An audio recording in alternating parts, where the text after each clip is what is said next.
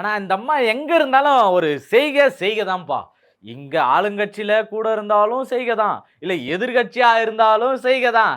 இல்ல ஆதரவா மேடையில எங்கேயாச்சும் பேச போனாலும், அங்கேயும் செய்கையா தான் இருக்கு. இப்போ என்ன செய்கை செஞ்சிருக்காங்க அப்படின்னு பார்த்தீங்கன்னா, அசெம்பிளில இன்னைக்கு போய் நம்பிக்கை வாக்கெடுப்பு அப்படின்னு ஒண்ணு நடந்துகிட்டு இருக்கு. அந்த நம்பிக்கை வாக்கெடுப்பு அப்ப எல்லாரும் அவங்களுடைய கருத்துக்கள சொல்லிட்டு இருப்பாங்க. ஏன் ஆதரிக்கிறோம்? ஏன் எதிர்க்கிறோம்? இந்த மாதிரியான கருத்துக்கள எல்லார்கிட்டயும் சொல்லிட்டு இருப்பாங்க. அந்த கருத்து சொல்லும்போது, இந்த அம்மா என்ன செய்கை செஞ்சாங்க? இதுக்கு முன்னாடி இந்த மாதிரியான எங்கெல்லாம் செய்கை செஞ்சிருக்காங்க? அப்படின்றத தான் இந்த வீடியோல நம்ம ஃபுல்லா பார்க்க போறோம். பார்த்துரலாமா?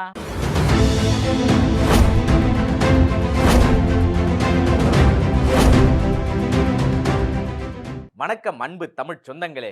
அதாவது நம்ம செய்கை அப்படின்னு சொன்னாலே அது பிரேமலதா விஜயகாந்த் அவங்க அப்படின்றத நம்ம தெளிவா எடுத்து சொல்லலாம். இதுக்கு முன்னாடி இருந்த பெண் தலைவர்கள பார்த்திருப்போம். அதுவும் ஜெயலலிதா அம்மாலாம் எந்த அளவுக்கு போல்டா இருந்திருப்பாங்கன்னு பார்த்திருப்போம். அந்த போல்ட்னஸ் குறையாத ஒரு ஆள் அப்படி யார் சொன்னோம்னா, நம்ம பிரேமலதா விஜயகாந்த் அவர்கள. நிச்சயமா நம்ம சொல்லியே ஆகணும். எந்த இடத்துல யார் பக்கத்துல இருக்கா, இது எதையுமே பார்க்க மாட்டாங்க. பிரச்சார நேரங்கள்லயே திமுகக்கு எதிரா திமுகவுடைய மேடையில நின்னு பேசினவங்க அம்மையார் பிரேமலதா விஜயகாந்த் அவர்கள். அந்த அளவுக்கு ஒரு போல்ட்னஸோட பேசினாங்க. "எப்பா என்ன பிரச்சனை உங்களுக்கு? அண்ணன் மேல என்ன ஒரு குறை? இப்ப இருக்கிற ஆட்சியில என்ன குறை? ஒரே ஒரு குறை தான் சொல்ல முடியும். பெண்களுக்கு பாதுகாப்பு இல்ல." காந்தி அன்னைக்கே சொல்லியிருக்காரு. என்னன்னு? நடுராத்திரில முழு தங்க நகைகள இது எல்லாத்தையும் அணிஞ்சுக்கிட்டு ஒரு பெண்ணால நடுராத்திரில போக முடியும் அப்படின்னா, அதுதான் இந்த நாட்டோட முழு சுதந்திரமா அமையும். அப்படியான சுதந்திரம் தான் இந்த நாட்டுக்கு தேவை. அப்படின்றத ஐயா ஸ்டாலின் ஐயாவ பக்கத்திலேயே வச்சுக்கிட்டு பேசியிருப்பாங்க. அது மட்டும் இல்ல, அண்ணன் கமலஹாசன் அண்ணன பத்தி அதே மேடையில பேசியிருப்பாங்க. அவரும் பாவம் என்ன பண்றது, ஏது பண்றதுன்னு தெரியாம, அப்படியே சிரிச்ச மாதிரியே முகத்த வச்சுக்கிட்டு சமாளிச்சுக்கிட்டு போயிருப்பாரு. அந்த மாதிரி இன்னைக்கு நடந்த நம்பிக்கை வாக்கெடுப்புல இவங்க என்ன கருத்துக்கள சொன்னாங்க அப்படின்னா, பெருமளவுல வரவேற்றாங்க. விஜய பாராட்டி தள்ளினாங்கன்னே நம்ம சொல்லலாம். முதல் பாராட்டுகள் என்ன அப்படின்னா, இந்த மதுக்கடைகள மூடுனது. பெருமளவுல எல்லார் மத்தியிலயும் இந்த மதுக்கடைகள மூடுனது 700க்கும் மேலான மதுக்கடைகள மூடுனது, அதுவும் கோயில் பக்கத்துல, ஸ்கூல் பக்கத்துல, பஸ் ஸ்டாண்ட் பக்கத்துல இப்படி பொதுமக்களுக்கு இடையூறா இருக்கக்கூடிய அந்த மதுக்கடைகள மூடுறது அப்படின்றது பெருமளவுல எல்லார் மத்தியிலயும் வரவேற்கக்கூடிய ஒண்ணா அது. பெரும்பாலும் எல்லாருமே ஆதரிச்சாங்க இப்படியான ஒரு விஷயங்கள. இடையில ஒரு டீம் மட்டும் கிளம்பிச்சு. "எப்பா அப்படிலாம் கிடையவே கிடையாது.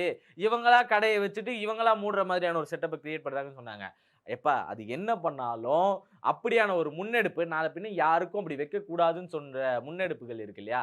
அது பெருமளவுல வரவேற்கணும். இந்த மாதிரியான முன்னெடுப்புகள வரவேற்கல அப்படின்னா, பெரிய இழப்பீடு மக்கள் மத்தியில ஏற்படும். அவங்களுடைய அந்த சித்தம் தாழ்ந்த அந்த போதை கலாச்சாரத்துக்குள்ள இன்னும் அதிகமா போறதுக்கான வாய்ப்புகள்லாம் இருக்கு. இப்படியான விஷயங்கள நீங்க வரவேற்கலாம். அவங்க அரசியலுக்காக பண்றாங்க, எதுக்காக பண்றாங்க?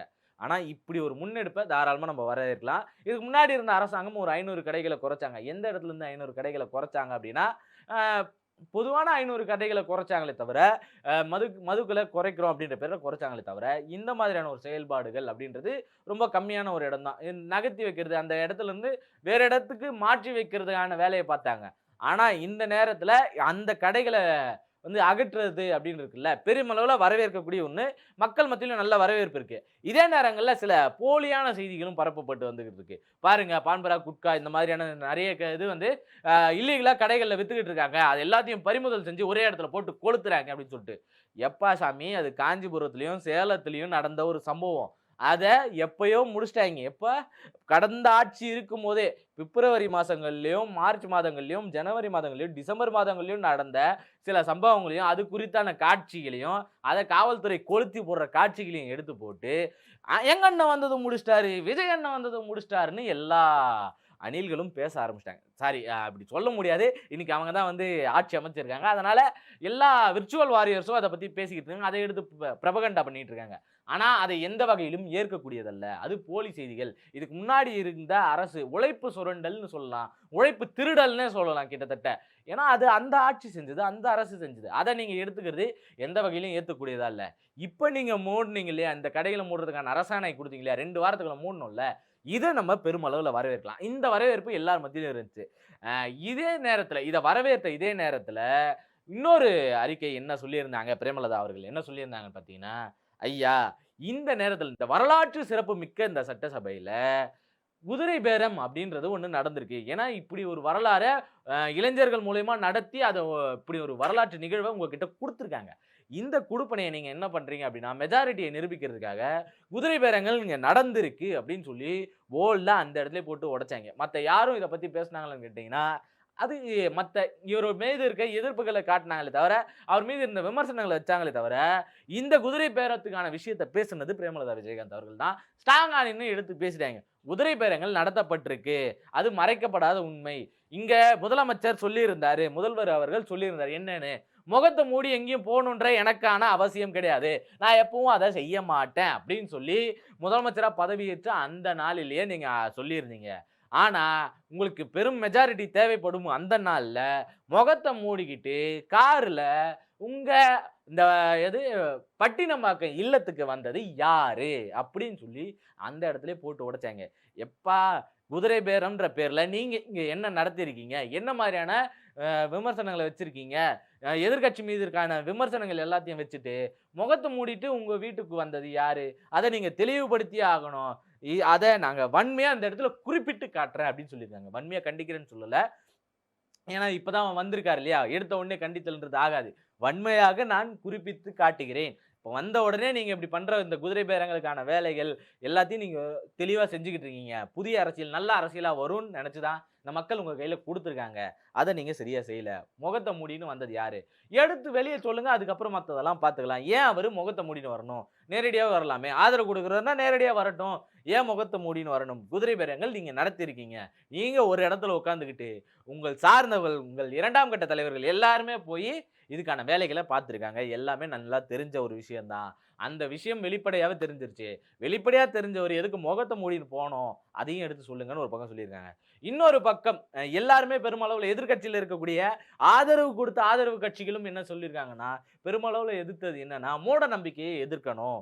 அ ஒரு மதச்சார்புள்ள ஒரு ஆட்சி இங்க அமையக்கூடாது. அதுக்கு எதிரா தான் உங்களுக்கு நம்பிக்கை வாக்கெடுப்போ, நம்பிக்கைக்குரிய ஒரு செயலோ, இல்ல உங்களுக்கு ஆதரவு அளிப்பதாவோ நாங்க சொல்லியிருக்கோம். இந்த ஆதரவ நீங்க தவறா பயன்படுத்தக் கூடாது.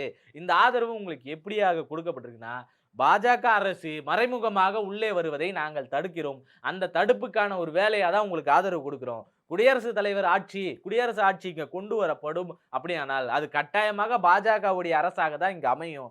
அப்படி ஒரு அரசு அமையவே கூடாது. அப்படி ஒரு ஆட்சி இங்க வந்துரவே கூடாது. குடியரசு ஆட்சின்ற பேர்ல இப்படி வந்துரவே கூடாதுன்றதுக்காக தான் முழுக்க எங்களுடைய ஆதரவுல இடதுசாரிகளும் சரி, விசிகாவும் சரி குடுத்திருக்காங்க. எ அது மட்டும் இல்லாம ஐயுஎம்எல் இவங்களும் சேர்த்து அதுல குடுத்திருக்காங்க. இந்த ஆதரவ நாங்க கண்டிப்பா வச்சிருக்கோம். ஆனா, நீங்க எதிரான செயல்கள் நடக்குமானால் நாங்க எதிர்ப்போம் அப்படின்னு சொல்லி எல்லாருமே சொல்லியிருக்காங்க. அதே மாதிரி பிரேமலதா விஜயகாந்த் அவர்களும் இந்த இடத்துல அத குறிப்பிட்டே காட்டியிருக்காங்கன்னு நம்ம சொல்லலாம். எ என்ன சொல்லியிருக்காங்க அப்படின்னா, அரசு பணியில வந்து பார்த்தீங்கன்னா, அமைச்சரா அமைச்சதிலேயே அமைச்சரவையில இருக்கக்கூடிய பள்ளி கல்வித்துறை அமைச்சர்ல இருக்கக்கூடிய ஒருத்தர் மீது, அதாவது வெங்கட்ரமண அவர்கள் மீது ஏற்கனவே ஏகப்பட்ட விமர்சனங்கள். காவிமயமாதலை தவிர்க்கணும். பிராமண எதிர்ப்புகளை இந்த இடத்துல முன்னெடுத்து கொண்டு போனது. அது எல்லாத்தையும் தடுக்கணும்னு சொல்லி முன்னாடி நின்னு செஞ்ச இந்த தமிழகம், இந்த தமிழக அரசு அத எதிர்த்து நின்ன இடத்துல இருந்து இன்னைக்கு என்ன பண்ணியிருக்காங்க அப்படின்னா, பிராமணரான சார்ந்த ஒருத்தர், பிராமண சித்தாந்தங்களை ஏற்றுக்கொண்ட ஒருத்தர் முந்தைய காலங்கள்ல அப்படி இருந்திருக்காரு. பிராமணா இருக்கிறதுனால அவர தடுக்கிறோமான்னு கேட்டா, அவர எதிர்க்கிறோமான்னு கேட்டா கிடையாது. அந்த சித்தாந்தங்களை அவர் மேற்கொண்டிருக்கிறதுனால, அந்த சித்தாந்தங்கள பிற்காலங்கள்ல கடந்த காலங்கள்ல அவர் பேசியிருக்கிறதுனால, கடந்த காலங்கள்ல அவர் பேசுனதுனால, அத கண்டிப்பா எதிர்க்கிறோம். அத ஏற்புக்கூடியதா இல்ல. ஆனா வச்சுட்டீங்க. ஆனா அந்த செயல்பாடுகள் உங்க ஒற்றை தலைமையில இருந்து வராது. நீங்க தான் பவர் ஹவுஸ்ன்னு சொல்லியிருக்கீங்க. அந்த பவர் ஹவுஸா நீங்க இருக்கிறதுனால, அத வரவிட மாட்டீங்கன்னு நாங்க நம்புறோம்னு சொல்லியிருக்காங்க. அது மட்டும் இல்லாம, அவர் அரசு பணியில அமர்த்தியிருக்கக்கூடிய பண்டித் ரிக்கி அவர வந்து பெருமளவுல எதிர்ப்பிருக்காங்க. எதிர்க்கட்சிகள் முதற்கொண்டு எல்லாருமே எதிர்த்திருக்காங்க. ஆதரவு கட்சிகளும் எதிர்த்திருக்காங்க. காரணம் என்னன்னா, அவரு ஜோதிடரா இருந்தவரு. ஜோதிடரா இருந்தா உன் வீட்ல வச்சுக்கயா, நீ தனியா வச்சுக்க, நீ என்ன வேணா பண்ணு. கடந்த காலங்கள்ல நீங்க போய் கோயில் கோயிலா சுத்திட்டு வந்ததுக்கு நாள குறிச்சு குடுத்து நீங்க தான் ஜெயிப்பீங்கன்னு சொன்னது ஜோதிடங்கள் எல்லாமே செஞ்சிருக்கலாம். அறிவியலுக்கு மாறான விஷயங்கள அரசு பணிக்குள்ள கொண்டு வர்றது, அரசு பணிக்குள்ள கொண்டு வந்து மக்கள் மத்தியில பிரபகண்டா படுத்துறது, அத ஊக்குவிக்கும் விதமா தமிழக அரசு செஞ்சிருக்கிறது. முதல்வரே செஞ்சிருக்கிறது எந்த வகையிலும் ஏற்றுக்கொள்ளக்கூடிய விஷயம் அல்ல. இதை வன்மையாக நாங்கள் சுட்டிக்காட்டுகிறோம். கண்டிப்பாக இது நடக்கக்கூடாது. இதற்கான எதிர்ப்புகளை நாங்கள் எங்கள் சைடுல இருந்து பதிவு செஞ்சுக்கிறோம் அப்படின்னு சொல்லியிருக்காங்க. எதிர்க்கட்சிகள் மட்டும் இல்ல, ஆதரவு கட்சிகளும் இத சொல்லியிருக்காங்க. அதை சுட்டிக்காட்டின ஒவ்வொரு விதமும் தனித்தனி விதங்கள். முதல் நாளே எச்சரிக்கை குடுக்கும் விதமா வந்து சிபிஎம்ல இருந்தும் சொல்லியிருக்காங்க. "எப்பா அப்படி செய்றதெல்லாம் சரியில்ல. உங்களுக்கு ஆதரவு குடுத்ததுக்கான ரீசன் இப்படி ஒரு மூட நம்பிக்கைய நீங்க கொண்டு வந்து நிறுத்துவீங்கன்னு கிடையாது. மூட நம்பிக்கைக்கு எதிரா நீங்க இருப்பீங்கன்னு சொல்லி தான் உங்களுக்கு ஆதரவு கொடுத்தது.